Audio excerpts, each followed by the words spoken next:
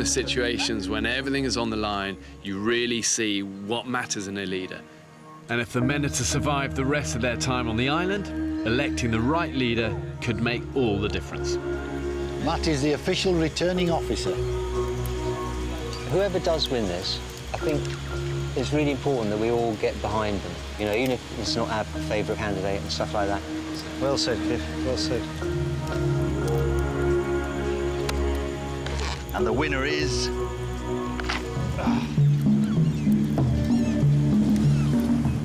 Across the island, 4 of the men are preparing for their first election. Let's go through the candidates. So we've got Zaki, Doc Sam, Fletch and Chris Burrows.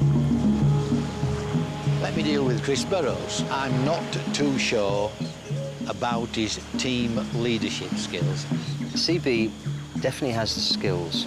He has a vision and he's very humane. And I won't be voting for him. Zaki, I've observed Zaki, and I think Zaki will be a good project leader, manager. We're playing with words between leader and manager. Who are you voting for? Who are you voting for? I'm gonna wait until I hear their manifestos. Really? Yeah, absolutely. He certainly is a floating voter at the moment. Sam has been tirelessly enthusiastic. But he can't actually say to people, come on, mate.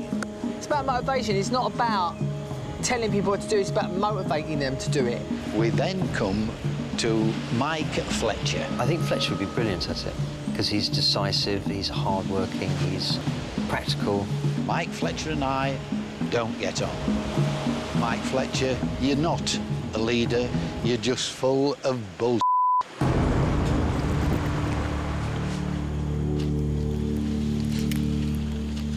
So, Rupert, what are you up to, mate? Looking for small round voting tokens for the upcoming, somewhat pointless election. You think it's pointless?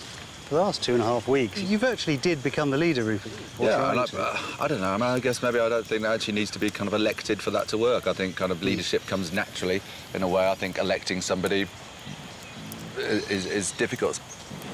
I'm glad he didn't want to be the leader. He's a control freak. He thinks he knows best all the time. He's just basically an Right, everyone, welcome to the first Shorley Island election.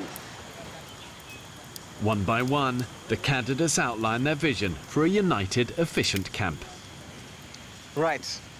So we're all supposed to come up with a manifesto about how we're going to run this project. I don't have a manifesto. I have a work ethic. Everybody around the room has got a vision. I would go around everybody individually and speak to them one-on-one what they would like to do. We need to share the same idea. Our ideas need to be collective. I'm not here to bark orders at people. All I'm asking, you give of your best. Everybody should be able to look each other in the eye, shake hands, and say, we may have had our differences, but I respect you. The only thing I would do would be to facilitate the smoother running and efficiency of this camp so that over there, by that bonfire, we have 13 torches, we light that fire, we sing at the top of our voices, and we leave with our hands held high. That was powerful, man. All 4 men have made their pleas, but there's a last-minute candidate. Right. Let's go for it, Ryan. Yep. The people who stepped forward, I honestly looked and I thought, you know what, I can do a better job than they can. So I've stepped up. Hi, everyone. I know people might think it's a bit of a joke candidate, but I really do think this is my time to shine. Basically, I don't really like to be organised, but the thing is, when I want to be, I can be very hyper-organised. And I'd like the chance to prove to you all that I'm not a complete tosser and that I could do it and I could make a good job. Okay. Very good. That's great, man. Well done. Thank you. Each candidate has his own token. So, for example, Saki has almonds, Ryan has snails, Sam has shells, Fletch has inedible nuts, and CB has a nice, delicate piece of palm leaf. Each member of the group must now vote, placing their chosen token in the coconut ballot box. I'm really excited. I'm very excited. Shall I get the coconut? Release the coconut. Release the coconut. It's like the National Lottery on a Saturday night, isn't it? Here we go. In wilderness situations, when everything is on the line, you really see what matters in a leader. And if the men are to survive the rest of their time on the island, electing the right leader could make all the difference. Matt is the official returning officer. Whoever does win this, I think it's really important that we all get behind them. You know, even if it's not our favourite candidate and stuff like that. Well said, Cliff. Well said. And the winner is... That is a clear winner. Zaki.